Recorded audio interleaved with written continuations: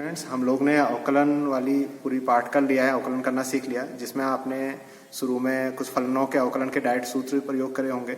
फिर उसके बाद आपने श्रृंखला नियम का प्रयोग किया, गुणा का नियम, भाग का नियम, और फिर 3 एक्सरसाइज आपकी बड़ी इंपॉर्टेंट थी जिनमें आपने लॉग लेके कुछ फलनों का अवकलन करना सीखा, और दूसरी आपकी पैरामेट्रिक फॉर्म वाली प्राचलिक समीकरण जिनमें थी, और लास्ट फिर उसके बाद द्वितीय अवकलज वाली।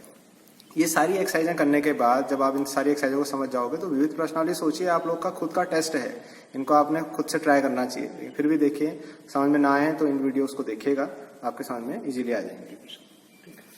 देखिए, पहला प्रश्न दिया हुआ है आपको, इसमें लिखा हुआ है प्रश्नों में 1 से लेकर 11 तक के प्रश्न के लिए लिखा है। फिलहाल मैंने 3 प्रश्न उतारे हैं। ये कह रहा है एक्स के सापेक्ष अवकलन कीजिए। तो आप देखिए, जो आपने जितनी एक्सरसाइजें आपने पढ़ ली उन्हीं में से कहीं ना कहीं से यह फलनों के अवकलन कर लेंगे हम लोग। तो आप देखिए, फलन का अवकलन करने के लिए कहा है, ये समीकरण रूप में नहीं लिखा है, तो पहले मुझे क्या करना पड़ेगा, इसको समीकरण बनाना पड़ेगा।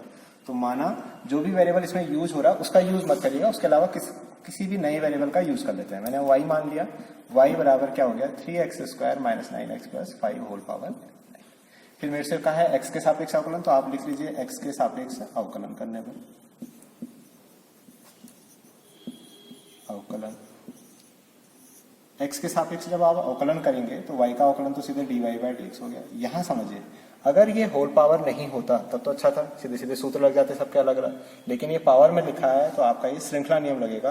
तो श्रृंखला नियम में आपको t मान के करवाई होगी एक्सरसाइज, लेकिन बाद में आपने सीधे हल करना सीख चुके हो। तो आप सोचिए, इसको मैं x कहता हूं, तो ये अगर कह रहा हूं तो x⁹9, अगर मैं x⁹9 का अवकलन करूंगा तो क्या हो जाएगा उसका अवकलन, पावर वाले का अवकलन, पावर आगे आती है, और जिसको मैं x कह रहा हूं, किसको कह रहा हूं 3x² - 9x + 5 को मैंने x सोचा, और पावर वाले का फॉर्मूला क्या होता, अगर सोचिए x⁹9 होता तो उसका अवकलन होता 9x⁸। लेकिन जिसको मैंने x कहा, क्या वो x था? नहीं, वो तो पूरा x का फलन है। अब इसका अवकलन करना पड़ेगा, इसका मतलब dy/dx करना पड़ेगा किस रिजल्ट का, 3x² - 9x + 5।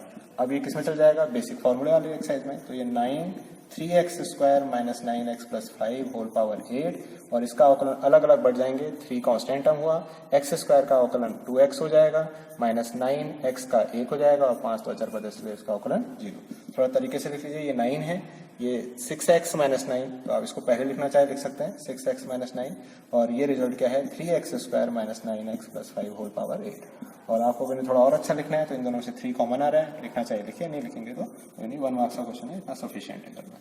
ठीक हो गया।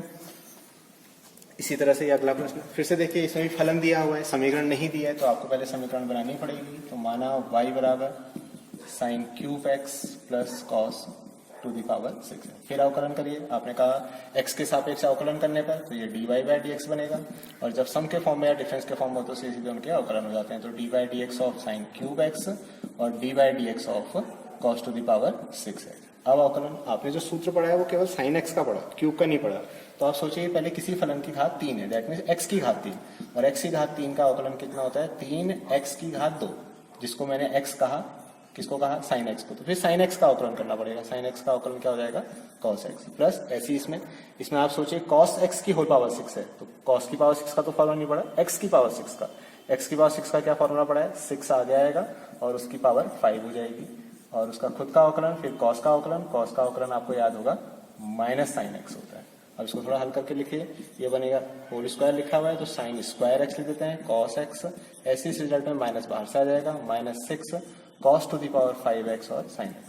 कॉमन लेके लिखना चाहें तो लिख सकते हैं, क्या कॉमन आ रहा है 3 और 6 में 3 कॉमन आ गया, यहाँ sin 2 पावर में, यहाँ 1 पावर में है तो 1 पावर कॉमन आ गई, यहाँ 1 पावर में, यहाँ 5 पावर में है तो 1 पावर कॉमन आ गई। इस रिजल्ट में sin x बच जाएगा, और इस रिजल्ट में 3 कॉमन लिया तो 2 हो गया, cos टू द पावर 4 बचेगी, और sin तो कॉमन ही लिया। ठीक है, नहीं भी लिखोगे तो आप यहीं पर छोड़ सकते हो इसको बिना कॉमन लिए। तो ये आपका इस फलन का dy/dx आ गया। ऐसे तीसरा फलन देखिए, इसमें फिर से समीकरण नहीं दिए, इसमें भी आप y बराबर लिखिए, माना y बराबर sin−1 x to the power x, sorry x√x, या ऐसे सोच लीजिए x√x का मतलब ये x की पावर 1 है और ये x की पावर 1/2, टोटल मिला के मैं इसको ऐसे लिख देता हूँ, देखो sin−1, और ये क्या हो गया सोचिए x की पावर 3/2। अब जब आप इसका अवकलन करेंगे तो sin dy/dx, पहले कौन सा फलन मिला sin−1, लेकिन ये x तो नहीं है तो सोचना पड़ेगा इसको x। अगर मैं इसको x कह रहा हूं तो sin−1 के अवकलन के सूत्र को याद करिए, sin−1 का अवकलन होता था 1/√(1 - x², यहाँ x नहीं, क्या है x टू द पावर 3/2²। फिर जिसको मैंने x कहा, किसको कहा, x टू द पावर 3/2, उसका अवकलन करना पड़ेगा। तो ये कौन सा रूल लग रहा है आपका, श्रृंखला नियम, चेन रूल। 1/√(1 माइनस पावर के बाहर से पावर मल्टीप्लाई हो जाती है तो ये x³ हो जाएगा, रूट के अंदर है, और पावर वाले का डेरिवेटिव 3/2 आगे आ जाएगा और एक पावर कम हो जाएगी। 3/2 में से एक पावर कम करेंगे तो 1/2। थोड़ा अच्छा लिखना चाहो तो 3/2 कांस्टेंट टर्म, x की पावर 1/2 क्या लिखा जा सकता है, रूट लिखा जा सकता है, और ये √(1 माइनस x³। और बढ़िया लिखना चाहो इसको तो ये 3/2, दोनों ही टर्म रूट वाले हैं तो साथ में लिख दीजिए, x/1 माइनस x³ था, सॉरी। तो इस तरह से ये क्या आ गया आपके पास, dy/dx। तो इस तरह से 3 प्रश्न थे। तो ये वेद प्रश्नावली के 3 प्रश्न हल किए गए हैं। इसी तरह से इसमें 3 से 11 तक लिखा हुआ है, तो आप चौथा 5वां आगे को ट्राई करिएगा, हो जाएंगे आपसे।